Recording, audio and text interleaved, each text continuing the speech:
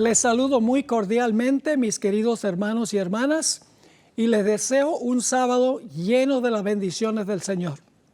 El tema que tenemos para hoy se titula El conspirador. Pero antes de estudiar, pidamos la bendición de Dios. Oremos. Padre, pedimos la presencia de tu Santo Espíritu al abrir tu santo libro. Enséñanos las lecciones que pueden ser útiles para nuestro diario caminar con Jesús. Te lo imploramos en su nombre. Amén. Al contemplar el mundo con ojos enrojecidos por el insomnio, todo parece estar fuera de control y en proceso de desintegración.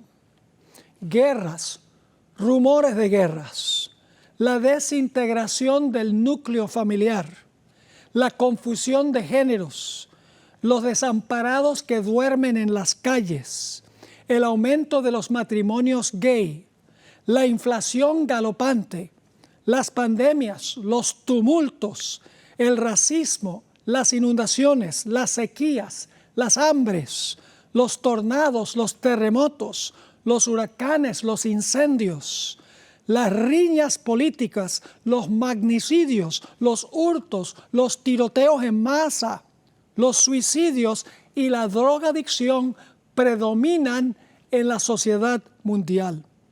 Todo parece estar en una situación caótica. Según parece, los demonios del abismo están en control de lo que está ocurriendo. Pero la pregunta es, ¿lo están en realidad? ¿Cómo podemos nosotros explicar lo que está ocurriendo en el presente en nuestro planeta? La respuesta es muy sencilla. Después que Jesús le ganó la victoria contundente a Satanás en la cruz del Calvario, el maligno se llenó de una ira vitriólica en contra del Señor Jesús y de la raza humana. Era como un guerrero mal herido. Ahora, los habitantes del cielo podían regocijarse porque el acusador de los hermanos había sido echado fuera como gobernante y representante del planeta Tierra. Pero por el otro lado, la tierra no podía regocijarse porque Satanás descendió con gran ira sabiendo que le quedaba poco tiempo. Como león herido, Satanás salió buscando a quien devorar, según Primera de Pedro, el capítulo 5 y el versículo 8. Después de ascender al cielo, el Espíritu Profecía nos dice que los ángeles de Satanás salieron como leones rugientes a procurar la destrucción de los seguidores de Jesús. Primeros Escritos, página 191. Al acercarnos al final de la historia, Satanás intensificará sus ataques en contra del pueblo de Dios, haciendo un último y gran esfuerzo por retener su reino y su dominio, pero sabemos que no tendrá éxito. Quiero leerles de Apocalipsis el capítulo 12 y el versículo 10 y el versículo 12, a donde se describe la actitud de los seres celestiales y el peligro que afrontaba la raza humana después de la ascensión de Jesús. Dice ahí en Apocalipsis 12 y el versículo 10, entonces oí una gran voz en el cielo que decía, ahora ha venido la salvación, el poder y el reino de nuestro Dios y la autoridad de su Cristo, porque ha sido lanzado fuera el acusador de nuestros hermanos, el que los acusaba delante de nuestro Dios día y noche. Así que fíjense que este versículo nos dice que Satanás fue lanzado fuera en la cruz. Ahora quiero leer otro par de textos que describen también este momento. En el Evangelio según San Juan, el capítulo 12, y el versículo 31 al 33 nos dice que Satanás fue echado fuera en la cruz del Calvario. Dice así, ahora es el juicio de este mundo. Ahora el príncipe de este mundo será echado fuera. Y yo, aquí está hablando Jesús, y yo, si fuere levantado de la tierra, a todos atraeré a mí mismo. Y decía esto dando a entender de qué muerte iba a morir. La muerte de Cristo le ganó la victoria contundente a Satanás. Fue echado fuera como gobernante y representante de este mundo. El cielo, como vimos, se podía regocijar, pero no la tierra. Vamos a volver a Apocalipsis, el capítulo 12 y el versículo 12, donde nos dice: por lo cual alegraos cielos y los que moráis en ellos. Fíjense los plurales. Alegraos cielos y los que moráis en ellos.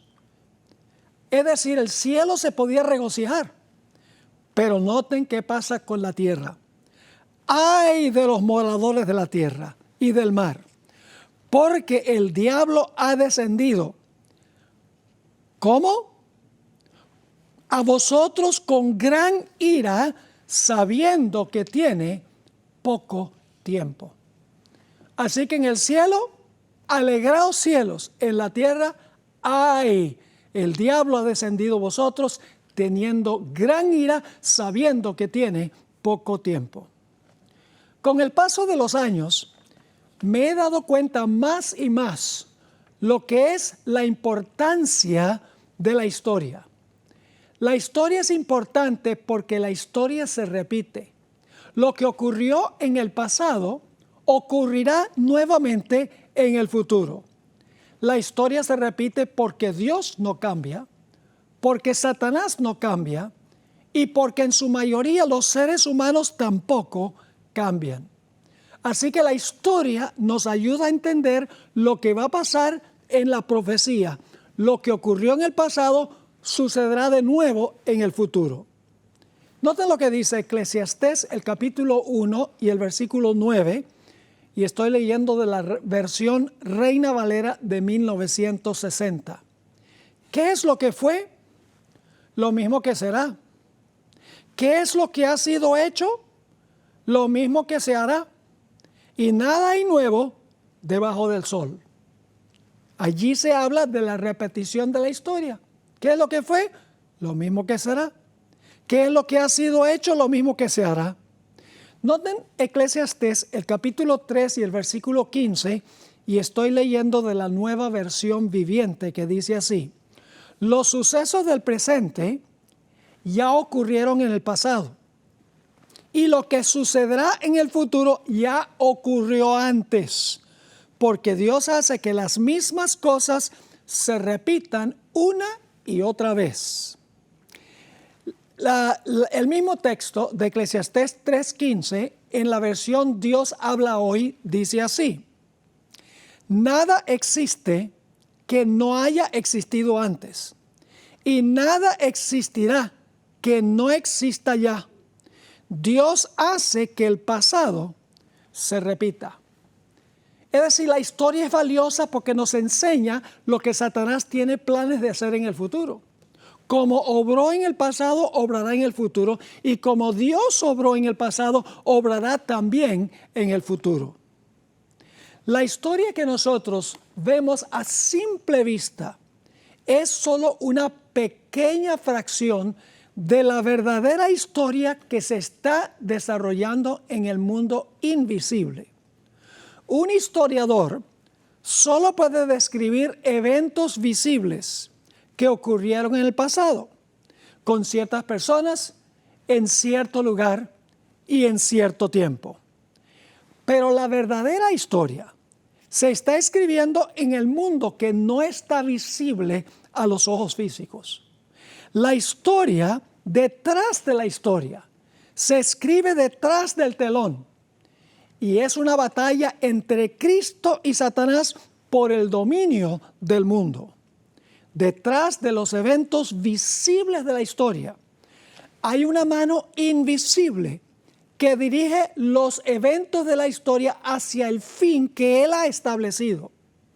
El apóstol Pablo describió vívidamente esta guerra oculta a los ojos humanos. En Efesios el capítulo 6 y el versículo 13, el apóstol Pablo escribió: porque no tenemos lucha contra sangre y carne. Por esas palabras se refiere a seres humanos. No tenemos lucha contra sangre y carne, sino contra principados, contra potestades, contra los gobernadores de estas tinieblas de este siglo, contra las huestes espirituales de maldad en las regiones celestiales. Es decir, nuestra guerra no es meramente con cosas que se ven, con personas que se ven. Nuestra guerra es con poderes espirituales que están obrando en el mundo invisible. Elena White escribió que la historia que ocurrió en los días de Esther se repetirá en principio en el futuro. En la matutina El Cristo Triunfante, página 368, Elena White escribió lo siguiente: Satanás inspiró el plan de eliminar a toda la nación judía en los días de Esther. Satanás inspiró el plan a fin de librar de la tierra la tierra de aquellos que preservaban el conocimiento del verdadero Dios. Y luego escribe esto: la historia se repite. La misma mente magistral que maquinó contra los fieles en siglos pasados obra ahora a fin de controlar a las iglesias caídas, para que por medio de ellas Él pueda condenar y ejecutar sentencia de muerte sobre aquellos que no adoren el sábado idólatra. Pero aunque así parezca, no libramos una lucha con seres mortales. No guerreamos contra sangre y carne, sino contra principados, contra poderes, contra gobernadores de las tinieblas de este mundo, contra espíritus impíos en las regiones celestiales. Es decir, nosotros estamos guerreando contra poderes invisibles a los ojos humanos. Ahí es que se libra la verdadera guerra, la verdadera batalla. Ahí es que se está escribiendo la historia detrás de la historia, por así decirlo. Ahora, la pregunta clave es esta: ¿cómo podemos nosotros resistir y vencer a un enemigo que es invisible a nuestros ojos? La buena nueva, mis hermanos y hermanas, es que Dios ha provisto un medio por el cual los fieles pueden discernir la batalla que se libra en el mundo invisible, que no está patente a los ojos físicos. La Biblia, y solo la Biblia, corre el velo y describe con absoluta confiabilidad la historia que transpira detrás de la historia. Elena White escribió unas palabras muy profundas en el libro La Educación, página 157. Dice así: en los anales de la historia humana, el crecimiento de las naciones, el levantamiento y la caída de los imperios parecen depender de la voluntad y las proezas del hombre. Es decir, cuando uno ve la historia que está ante nuestros ojos físicos, pareciera que los eventos ocurren de acuerdo a la voluntad y las proezas del hombre. La cita sigue así: los sucesos parecen ser determinados en gran parte por el poder y la ambición, el capricho del hombre. Ahora escuchen bien: pero en la palabra de Dios se descorre el velo y contemplamos detrás, por encima y a través el juego y el contrajuego de los intereses, las pasiones y el poder de los hombres. Vemos los agentes del ser misericordioso que ejecutan silenciosa y pacientemente los consejos de la voluntad de Dios. Así que cuando uno ve la historia que está ante nuestros ojos, pensamos que la historia se está desarrollando entre seres humanos. Pero detrás del escenario, detrás del telón, hay una batalla invisible entre dos poderes, Cristo y Satanás, por el dominio de la historia. Podemos comparar el desarrollo de los eventos históricos a un juego de ajedrez. El movimiento de las fichas por los jugadores equivale a los movimientos históricos. Cada jugador, Satanás en un lado de la tabla y Dios en el otro lado, cada jugador tiene la intención de frustrar las jugadas del otro con el fin final de poner al otro en jaque mate. Si un jugador, sin embargo, supiera antes de comenzar el juego todas las jugadas que iba a hacer su contrincante, ¿habría alguna posibilidad de que ese jugador perdiera? Claro que no. El juego y el contrajuego de la historia es una batalla entre Cristo y Satanás. Y Cristo tiene una ventaja muy grande sobre Satanás, porque Cristo ya conoce todas las jugadas que va a hacer Satanás antes que comience el juego. Dios no comete errores en el manejo de la historia, porque Dios conoce todas las jugadas que va a hacer Satanás antes de comenzar el juego. Por otro lado, Satanás tiene que adivinar cómo va a jugar Dios en la historia. Y por eso Satanás comete errores, porque tiene que adivinar cómo va a jugar Dios. Noten lo que dice Isaías 46 y el versículo 9 al 11, sobre el hecho de que Dios conoce el fin desde el principio y por eso se cumplirá su voluntad. ¿Qué es lo que distingue al Dios verdadero de todos los falsos pretendientes? Aquí está la respuesta, Isaías 46, 9. Aquí habla Dios. Acordaos de las cosas pasadas desde los tiempos antiguos, porque yo soy Dios y no hay otro Dios, y nada hay semejante a mí. ¿Por qué es que no hay otro Dios? ¿Por qué es que solo hay un Dios y nadie hay semejante a Dios? Aquí viene la respuesta. Que anuncio lo por venir desde el principio y desde la antigüedad lo que aún no era hecho. Que digo, mi consejo permanecerá y haré todo lo que quiero. Que llamo desde el oriente al ave y de la tierra lejana al varón de mi consejo. Yo hablé y lo haré venir. Lo he pensado y también lo haré. Dos puntos claves en estos versículos. Número uno, Dios conoce el fin desde el principio. Sabe todas las jugadas que va a hacer Satanás a través de la historia y Dios juega con el fin de contrariar lo que él sabe que Satanás va a hacer. Satanás, por el otro lado, tiene que adivinar lo que va a hacer Dios. Y como Dios conoce el fin desde el principio, no puede fracasar el plan de Dios. Su consejo permanecerá. Ahora vamos a dar varios ejemplos de la historia que se escribe detrás de la historia y cómo esa historia invisible impacta los eventos de la historia que se ve. En cierta ocasión, Acab, el rey de las 10 tribus del norte, el rey de Israel, se reunió en Samaria con Josafat, el rey de Judá o de las 2 tribus del sur. Acab aprovechó la ocasión para decirle a Josafat, oye, ¿por qué no unimos nuestros ejércitos y vamos a pelear contra nuestro enemigo común, los sirios?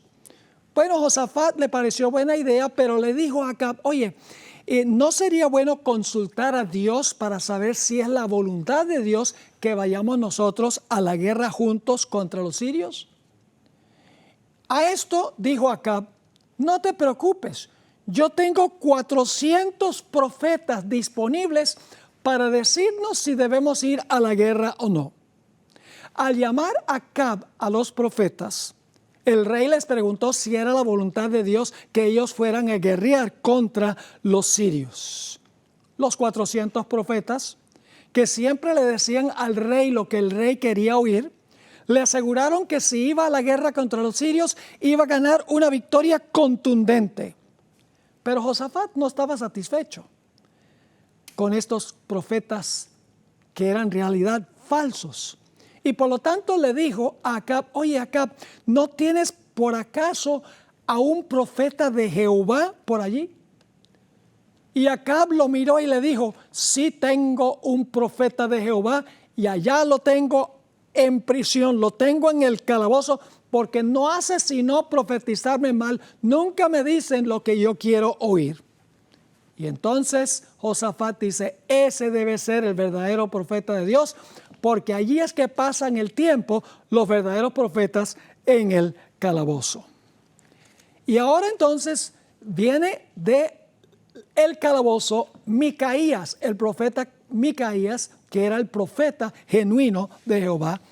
Y el rey Acab le hizo la misma pregunta que le había hecho a los otros profetas: ¿debemos ir a la guerra o no? Ahora, antes de examinar la respuesta que dio Micaías al rey, vamos al final de la historia para ver qué pasó con Acab. Porque Acab aceptó el consejo de los 400 profetas y se fue a la guerra igual. Así que vamos a leer la conclusión de la historia primero. Segunda de Crónicas, el capítulo 18 y el versículo 33 y 34 nos dice cuál fue el resultado de Acab ir a la guerra. Dice allí, Segunda de Crónicas 18, 33 y 34. Mas disparando uno el arco, este es uno de los combatientes de Siria, mas disparando uno el arco a la aventura, hirió al rey de Israel entre las junturas y el coselete. Él entonces, Acab, dijo al cochero: vuelve las riendas y sácame del campo, porque estoy mal herido. Y arreció la batalla aquel día, por lo que estuvo el rey de Israel en pie en el carro enfrente de los sirios hasta la tarde, y murió al ponerse el sol. Así que, ¿cuál fue el resultado de Acab aceptar el consejo de los 400 profetas falsos? El resultado fue que él fue a la guerra y en la guerra lo mataron. Ahora regresemos otra vez a la pregunta que le hizo Acab a Micaías. Le hizo la pregunta: oye, Micaías, ¿debemos ir yo y Josafat a la batalla contra los sirios? ¿Sí o no? Los falsos profetas dijeron sí, van a ganar una victoria contundente. Ahora vamos a terminar de leer el relato que se encuentra en 2 de Crónicas 18 y el versículo 18 hasta el versículo 22. Ya había sido determinada la muerte de Acab en un concilio celestial antes que Acab fuera a la guerra. Es la historia que se escribe detrás de la historia. Noten lo que dice 2 de Crónicas 18 y el versículo 18. Aquí está hablando Micaías, el verdadero profeta que salió del calabozo. Entonces él dijo: oíd pues palabra de Jehová. Yo he visto a Jehová sentado en su trono, y todo el ejército de los cielos estaba a su mano derecha y a su izquierda. Y Jehová preguntó: ¿quién inducirá a Acab, rey de Israel, para que suba y caiga en Ramot de Galaad? En otras palabras, ¿quién de aquí en el concilio celestial está dispuesto de ir a decirle a Acab que vaya a la guerra para que en la guerra lo maten? ¡Ja! Dice, y uno decía así y otro decía de otra manera. Parece que nadie quería hacerlo. Entonces dice en el versículo 20, salió un espíritu que se puso delante de Jehová y dijo: yo lo induciré. Este espíritu dice: no hay problema, yo voy y convenzo a Acab de que él le diga a Acab que vaya a la guerra, que va a ganar una victoria en la guerra contra los sirios. Y entonces ahora Dios le pregunta a este espíritu que ofreció inducir a Acab a ir a la guerra, Y Jehová le dijo, ¿de qué modo? ¿Cómo lo vas a inducir? Y él dijo, saldré y seré espíritu de mentira en la boca de todos sus profetas. En otras palabras, de los 400 profetas. Este espíritu dice, yo lo hago. Y yo lo hago poniendo espíritu de mentira en la boca de los profetas que le digan a Acab que vaya a la batalla para que muera allá. Ahora yo pregunto, ¿este espíritu era un ángel bueno? No puede haber sido un ángel bueno. ¿Por qué razón? Porque los ángeles no usan mentira para cumplir los propósitos de Dios. Este espíritu malvado era Satanás, quien podía ir a los concilios celestiales antes que Cristo muriera en la cruz. Eso nosotros lo sabemos porque Jesús dijo que el príncipe de este mundo iba a ser echado fuera. Y leímos de Apocalipsis 12, el acusador de los hermanos ha sido lanzado fuera. La muerte de Cristo sacó a Satanás del cielo como representante de este mundo y como gobernante de este mundo. Así que dice en el versículo 21, y él dijo, saldré y seré espíritu de mentira en la boca de todos sus profetas. Y Jehová dijo, tú le inducirás y lo lograrás. Anda y hazlo así. Dios le dice, te doy permiso. Versículo 22. Y ahora he aquí que Jehová ha puesto espíritu de mentira en la boca de estos tus profetas. Ahora escuchen bien, no es que Dios pone la mentira en la boca de los profetas, sino que Dios permite que Satanás obre sobre los falsos profetas para que ellos induzcan a Acab a salir a la guerra. Así que dice, y ahora he aquí Jehová ha puesto espíritu de mentira en la boca de estos tus profetas, pues Jehová ha hablado mal contra ti. Es decir, la decisión ya se había tomado en el concilio celestial. Satanás iba a influir sobre los falsos profetas para que los falsos profetas le dijeran a Acab que fuera a la batalla para que lo mataran allá en la batalla. La verdadera historia se estaba escribiendo en el mundo invisible que no se veía con los ojos físicos. Los eventos históricos son solamente repercusiones de eventos que están sucediendo en el mundo invisible. La verdadera batalla se está librando detrás del telón. Vemos pues que la Biblia quita el velo y nos ayuda a comprender lo que está ocurriendo detrás, por encima y más allá de la historia que captamos a simple vista. Los eventos visibles de la historia son tan solo una pequeña fracción de la batalla que se libra detrás del telón.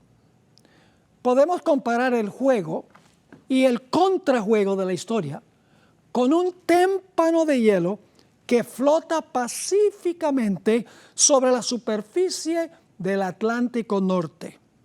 A simple vista, el témpano no parece peligroso, pero la trágica historia del Titanic demuestra que la parte oculta del témpano es mucho más grande y peligrosa que lo que se ve en la superficie. La parte visible es tan solo una pequeña fracción del peligro que yace bajo las aguas. Asimismo, los peligros más grandes de la historia están ocultos a la vista y solo se pueden discernir cuando la Biblia descorre el telón. Ahora notemos otro ejemplo. Vamos a mirar por unos momentos el nacimiento de Jesús.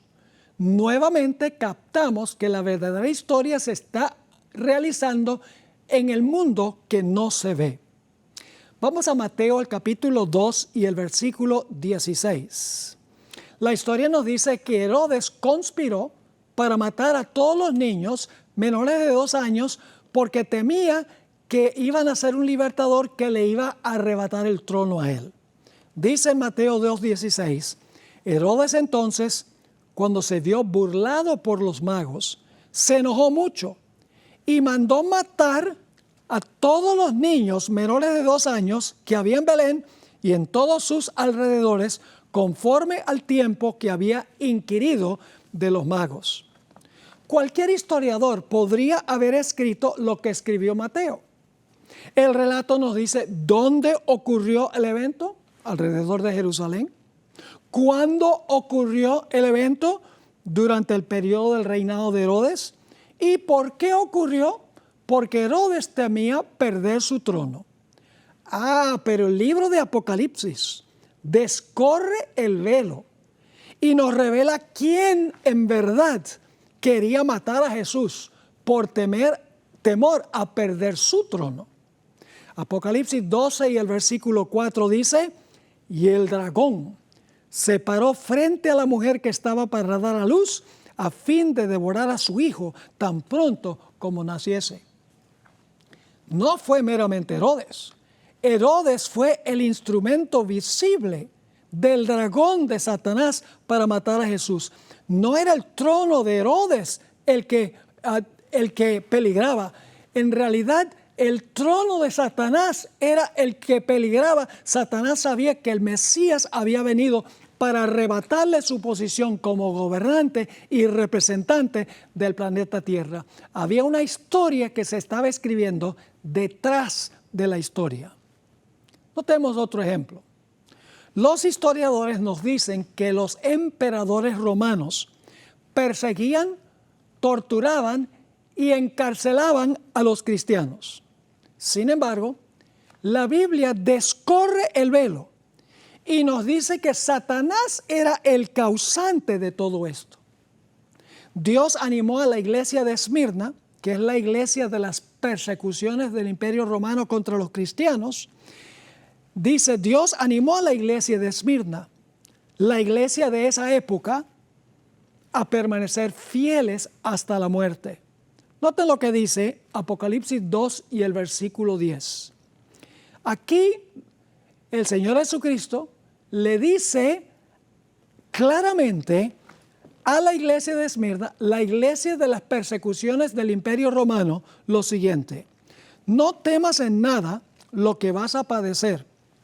He aquí, escuchen bien, he aquí el diablo echará a algunos de vosotros en la cárcel, para que seáis probados y tendréis tribulación por 10 días, sé fiel hasta la muerte y yo te daré la corona de la vida. Fíjense que el diablo echará a alguno de vosotros en la cárcel.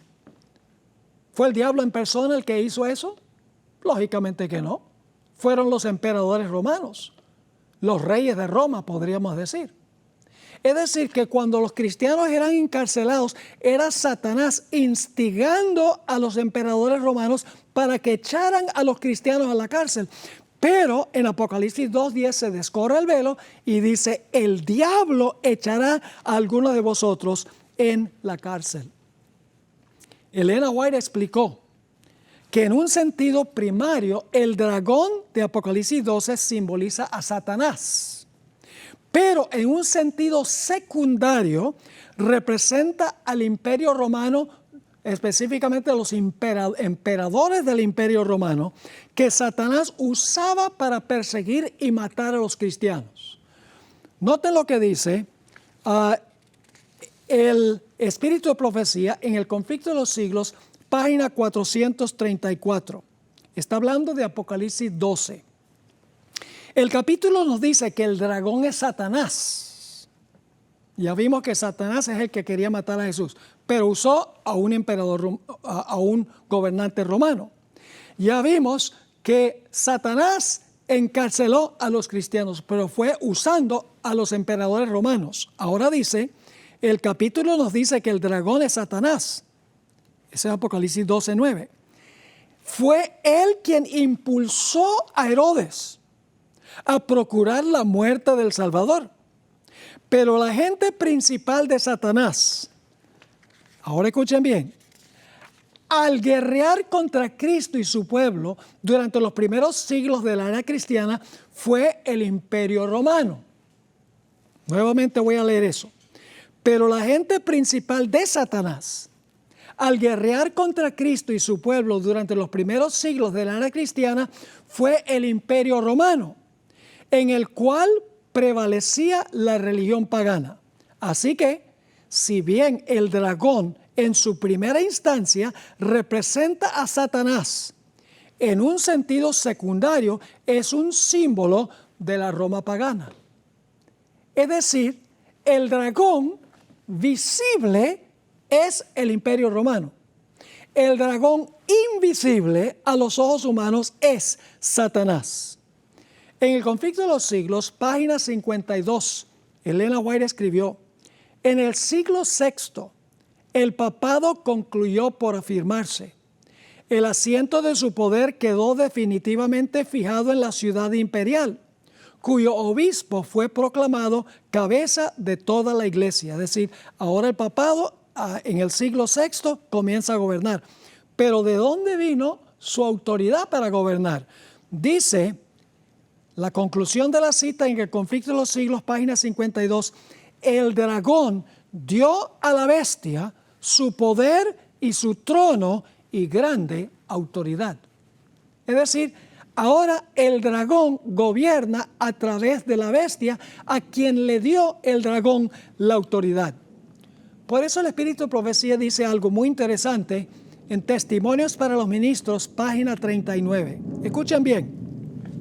Reyes, príncipes y gobernantes. Nuevamente, reyes, príncipes y gobernantes han colocado sobre sí mismos el rótulo del anticristo y son representados por el dragón, que va a hacer guerra contra los santos, los que guardan los mandamientos de Dios y tienen la fe de Jesús. Fíjense que la hermana White aquí está diciendo que reyes, príncipes y gobernantes son representados por el dragón.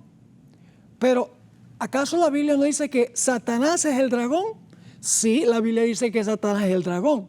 Pero Satanás es el dragón invisible a través del cual los gobernantes, los gobernantes en un sentido derivado son agentes del dragón y la Biblia se refiere a ellos también como el dragón.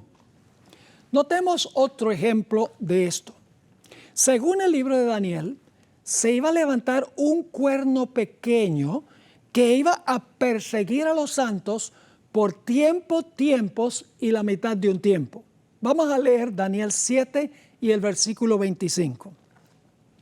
Hablando del cuerno pequeño que representa el poder papal, que recibió su autoridad y su trono de la Roma pagana, es decir, la Roma pagana, el dragón le entregó su autoridad ahora a la bestia y ahora la bestia se convierte en emisario del dragón. Ya lo vamos a ver.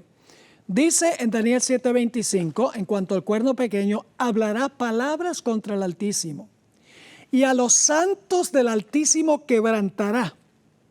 Y pensará en cambiar los tiempos y la ley, y serán entregados en su mano hasta tiempo y tiempos y medio tiempo. Así que fíjese que el cuerno pequeño iba a perseguir a los fieles de Dios por tiempos y la mitad de un tiempo. Ahora, Apocalipsis 13 amplía lo que está en Daniel 7 y el versículo 25. Apocalipsis 13, vamos a leer primero el versículo 2 y luego 2 y 3, y luego entonces vamos a leer el versículo 7. Dice, y la bestia, que es lo mismo que el cuerno pequeño, la bestia que vi era semejante a un leopardo, y sus pies como de oso, y su boca como de león. Y ahora escuchen bien. Y el dragón le da a la bestia, el dragón le dio su poder y su trono y grande autoridad. Así que fíjense, el dragón le da a la bestia, que es lo mismo que el cuerno pequeño, le da a la bestia su poder y su trono y grande autoridad. Y ahora la bestia se convierte en el dragón visible. Es un sistema que es visible a los ojos humanos, el poder papal, pero recibió su autoridad del dragón que representa a Satanás. Versículo 3. Vi una de sus cabezas como herida de muerte, una de las cabezas de la bestia, del papado. Pero su herida mortal fue sanada y se maravilló toda la tierra en pos de la bestia. Ahora fíjense que la bestia hace lo mismo que el cuerno pequeño. Por eso sabemos que la bestia es lo mismo que el cuerno pequeño. Dice en el versículo 7, y se le permitió a la bestia hacer guerra contra los santos y vencerlos, lo mismo que vimos en Daniel 7:25. También se le dio autoridad sobre toda tribu, pueblo, lengua y nación. ¿Están viendo? La bestia, el papado, recibe su autoridad y su poder y su trono del dragón. Y entonces la bestia ahora se convierte en el dragón. Y usted dice, pero eso no es lo que dice el texto. Pero vamos ahora a Apocalipsis, el capítulo 12, para que vean algo muy interesante. En Apocalipsis 13, la bestia persigue a los santos por tiempo y la mitad de un tiempo. Pero Apocalipsis 12 va a decir que el dragón fue el que lo hizo. Nota lo que dice Apocalipsis, el capítulo 12, y vamos a leer el versículo, Apocalipsis 12 y el versículo 6, y luego los versículos 13 y 14. Y la mujer, que es lo mismo que los santos del Altísimo, la mujer huyó al desierto, donde tiene lugar preparado por Dios para que allí la sustenten por 1260 días, que es lo mismo que tiempo es la mitad de un tiempo, es lo mismo que 42 meses. Sigue diciendo, y cuando vio el dragón que había sido arrojado a la tierra, esto está hablando de Satanás, quien fue echado del cielo, dice, y cuando vio al dragón que había sido arrojado a la tierra, persiguió a la mujer que había dado a luz al hijo varón. Así que, ¿quién es el que está persiguiendo a la mujer o a los santos del Altísimo? Vimos que en Daniel 7:25 dice que el cuerno pequeño. En Apocalipsis 13 dice que es la bestia. Pero aquí dice que es el dragón el que está persiguiendo a la mujer. Porque Apocalipsis 12 está hablando del poder detrás del poder. Está hablando de Satanás, quien está usando a la bestia y al cuerno pequeño para cumplir sus propósitos. Así que dice, y cuando vio el dragón que había sido arrojado a la tierra, persiguió a la mujer que había dado a luz al hijo varón. Y se le dieron a la mujer las dos alas de la gran águila para que volase de delante de la serpiente al desierto, a su lugar, ahora fíjense, el mismo periodo del cuerno pequeño, al desierto, a su lugar, donde es sustentada por un tiempo y tiempos y la mitad de un tiempo. ¿Podríamos entonces decir que la bestia es el dragón visible? ¿Cómo no? Asimismo, como podemos decir que el imperio romano era el dragón visible. Pero Satanás usó al imperio romano. Satanás, el líder invisible, usó al imperio romano, el poder visible. De la misma manera, Satanás usó a la bestia o al cuerno pequeño para cumplir sus propósitos. El dragón es Satanás invisible. La bestia y el cuerno pequeño son el dragón en forma visible. Ahora vamos al final de la historia. Sabemos que al final del tiempo, la mitad de un tiempo, los 42 meses o los 1260 años, el cuerno pequeño recibió una herida mortal. Cuando se cure la herida mortal, escuchen bien, el dragón manifestará su ira guerreando contra el remanente de la simiente de la mujer.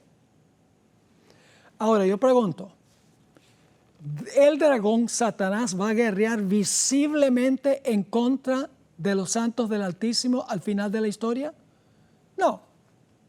Satanás es el dragón y él va a usar a la bestia de la cual hablamos, que persiguió a los santos por tiempo, la mitad de un tiempo, y va a usar a una segunda bestia que se levanta de la tierra para cumplir sus propósitos. La bestia que se levanta del mar, que es lo mismo que el cuerno pequeño, y la bestia que se levanta de la tierra van a ser los emisarios de Satanás el dragón. Van a ser los poderes visibles que van a ser lo que dicta el líder invisible, el dragón, que no se ve. Y vuelvo a repetir otra vez esa cita del Espíritu Profecía, donde la hermana White explicó que reyes, príncipes y gobernantes han colocado sobre sí mismos el rótulo del anticristo y son representados por el dragón, que va a hacer guerra contra los santos, los que guardan los mandamientos de Dios y tienen la fe de Jesús.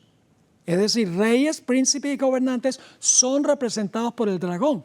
El dragón invisible es Satanás, mientras que el dragón visible son estos poderes, los reyes, los príncipes y los gobernantes. Noten Apocalipsis 12 y el versículo 17. Esto es después de los 1260 años.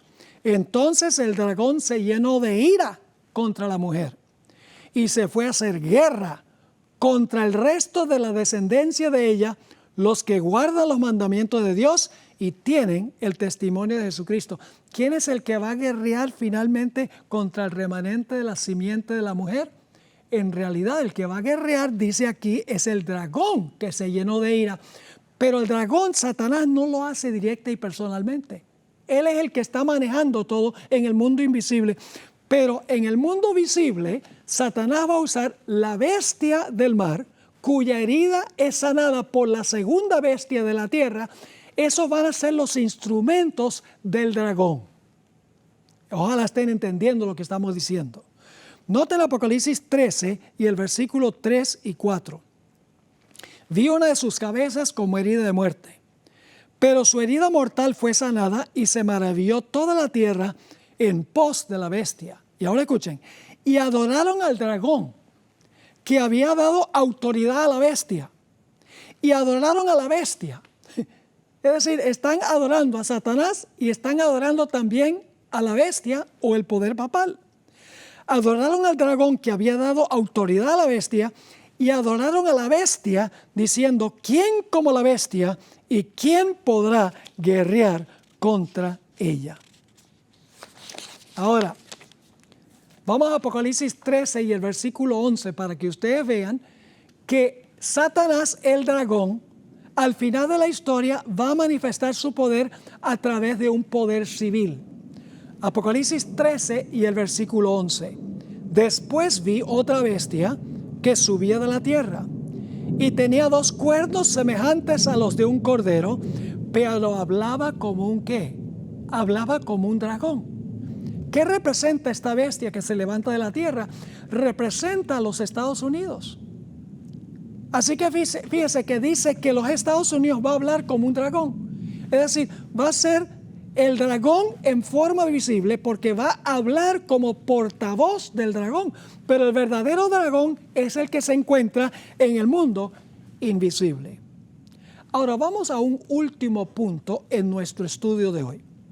Vayan conmigo a Apocalipsis 16 y el versículo 13 y 14. Apocalipsis 16, 13 y 14. Fíjense, se mencionan los tres poderes que van a guerrear contra el pueblo de Dios.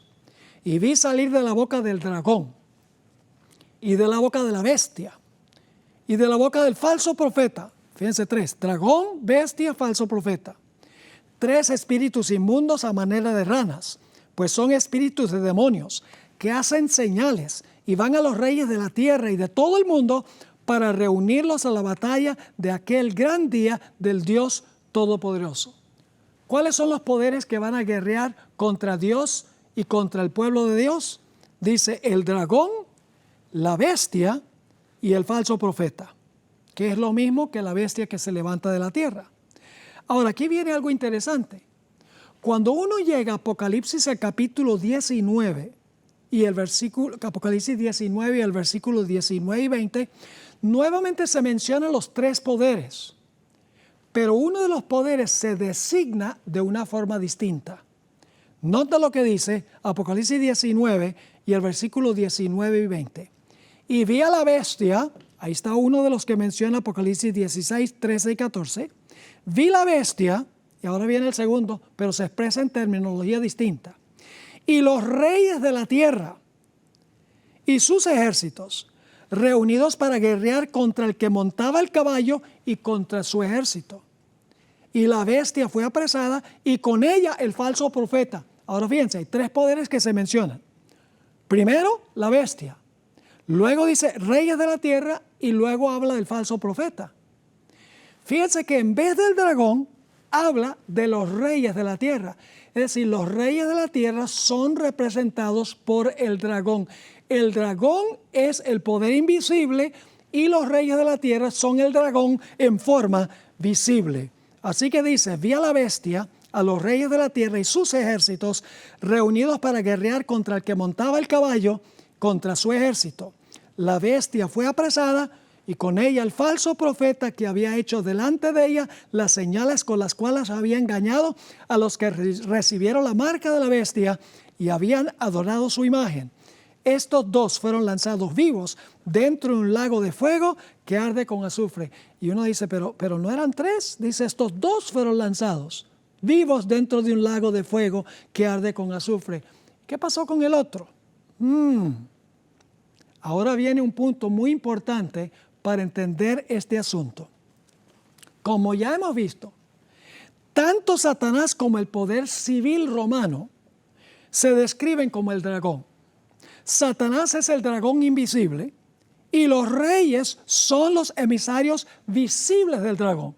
Es decir, Apocalipsis 19 está usando reyes de la tierra en lugar de el dragón, porque ellos son los emisarios del dragón. Ahora escuchen bien. Antes del milenio, Satanás obra por subterfugio, oculto de la vista, bajo el radar. Es decir, tira la piedra y esconde la mano, para que la gente no sepa quién fue el que tiró la piedra. Durante este tiempo, antes del milenio, los reyes de la tierra, que son el dragón en un sentido secundario, están inconscientes de que Satanás ha inspirado sus decisiones y acciones desde el mundo invisible. Es decir, los reyes, antes de que comience el milenio, no están conscientes de que ellos han servido como emisarios del dragón. Son el dragón del dragón, podríamos decir. Están inconscientes, porque Satanás se ha mantenido oculto de los ojos de ellos. Ahora, cuando Jesús regrese por segunda vez, todos los reyes de la tierra que se opusieron al pueblo de Dios morirán y permanecerán así hasta que resuciten después del milenio. ¿Y qué pasará con Satanás? Mientras los reyes están muertos, Satanás estará atado en el planeta Tierra, pero los impíos no lo saben, porque todos están muertos. Murieron inconscientes de que Satanás los había usado para cumplir sus propósitos y sus designios.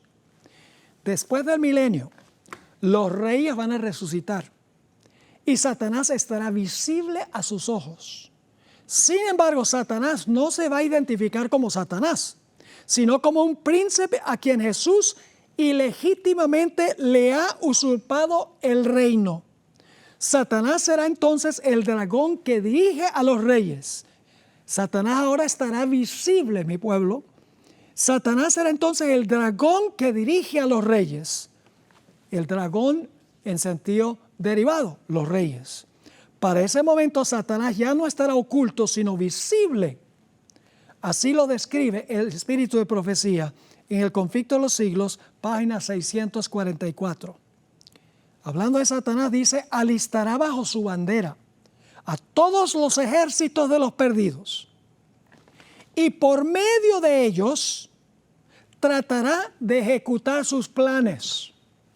Los ejércitos son los emisarios del dragón, pero ahora el dragón no está oculto, está visible y ha convencido a los impíos de que los que están en la ciudad son los enemigos y que el reino le pertenece a Satanás, que se presenta como príncipe de luz. Ahora escuchen, los impíos son sus cautivos. Al rechazar a Cristo aceptaron la autoridad del jefe de los rebeldes. Están listos para aceptar sus sugestiones y ejecutar sus órdenes. Hicieron eso antes del milenio, pero Satanás estaba invisible. Ellos no estaban conscientes de que las decisiones que tomaban estaban en armonía con el que influía todo desde detrás del telón. Así que dice, no obstante, fiel a su antigua astucia, no se da por Satanás.